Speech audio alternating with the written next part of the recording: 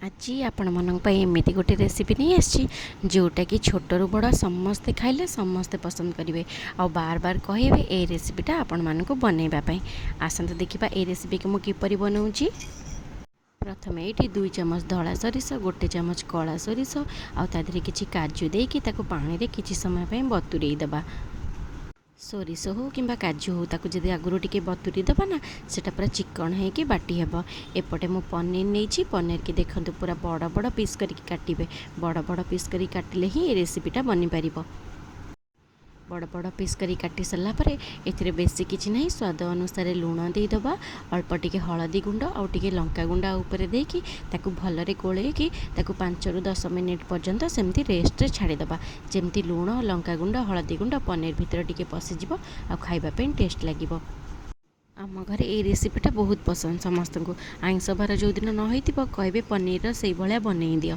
मुझे देखते लंका गुंड और हलदी गुंड देकी हाथ में भल टिके घसी दूची जमी पनीर सहित लंका गुंड हलदी गुंड लुणटा टिके मिसीज। आपण मैंने भी थे घरे बनातु देखिए आपण घरे समस्ते कहे ये रेसिपीटा को बारंबार बनवाई। पनीर रे एबे मु तो लुण हलदी गोलैली 10 मिनिट पर्यंत रेस्ट छाड़ी दीची। एबे जो काजू धला सोरिष कला सोरिष नहीं ताकू पूरा भलरे पेस्ट करके नहीं आसी। एबे पेस्ट को गोटे बाउल को काढ़ीदबा। काढ़ी सारा पर तादरे बेसी पानी देबेनी, अल्प टिके पानी देबे कारण ये मिक्सर जार रे लगी जाइए। देखो मुझे केतिकी पानी देची, बेसी पानी देले ना एटा पानिया हो जिवो आ जमा भल लागोनी। अल्प टिके पानी देकी ताकू मु बाउल को काढ़ी दउची। एबे तादरे मेन जिनस जोटा कि यार टेस्ट को बहुत बढ़ाई थाए सेटा हला दही। तादरे 3 ରୁ 4 चामच दही गोलैली। मुझे लुण आउ थे पकई दूची कारण पनीर पड़ी आपण मैंने देखिकी पकेबे।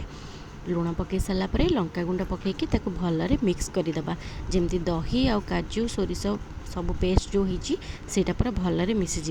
एबे किसी धनिया पत्र को छोट छोट करी काटी नबा। काटी सारा पर अल्प किसी धनिया पत्र ता ऊपर पकईदबा। धनिया पत्र देकी मुझे आउ थे गोलै नौची। एबे आपण मैंने कौन करेंगे ना आपण मान घरे जदि किसी स्टीमर थी ना एमती स्टील टिफिन मु जो थे कर किसी तेल लगेदेवे। तेल अल्प टिके बेसी ना तेल लगे देकी ए बैटर रू अधा ढाली देवे। अधा ढाली सारा पर आम जो पनीर की रखीचे पनीर को ताधरे देदेबा। आउ जो बाकी रहिला बैटर ताकू आधे ढालीदबा। ढाली सारा पर ताधरे 2टा सुखिला लंका पकईची, किसी धनिया पत्र गोटे कंचा लंका को काटिकी पकईची आ टिके सोरिष तेल पकईदेवे। सोरिष तेल पकईले ना ये रेसिपीर टेस्टा बहुत बढ़िया लगे। आ सोरिष तेल जो बास्नाटा आसे जिते बड़े हो जाए खाइापे बहुत बढ़िया लगे। देखो धनिया पत्र कंचा लंका सुखिला लंका पकई सारा पर मु टिफिन के बंद करके ताको एबे गैस उपर बसईदेबा। गैस रे बसईबा केमती कहले गोटे कड़ई रे टिके पानी देके गोटे स्टैंड बसईबे। जो स्टैंडटा पानी रे बुड़ीकी रोथुबो आ टिफिनटा जमती पानी रे लागुथुबो सेई भलिया गोटे स्टैंड नेबे ता ऊपर टिफिन के बसईदेबे।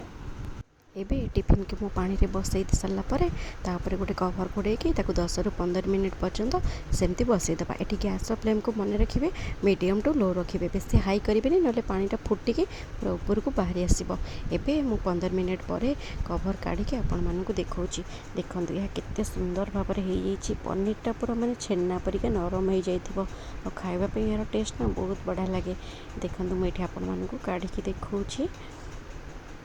आमर रेडी हो गला दही पनीर। आपण मैंने यहीपरि भाव थे घरे बनातु। यार टेस्ट किपर लगुच कमेंट रे जनइबे। जदि मो वीडियोटी पसंद आसे तेब मो चैनल को लाइक करेंगे, शेयर करेंगे, सब्सक्राइब करेंगे। रोहुची नमस्कार। ओम नमः शिवाय।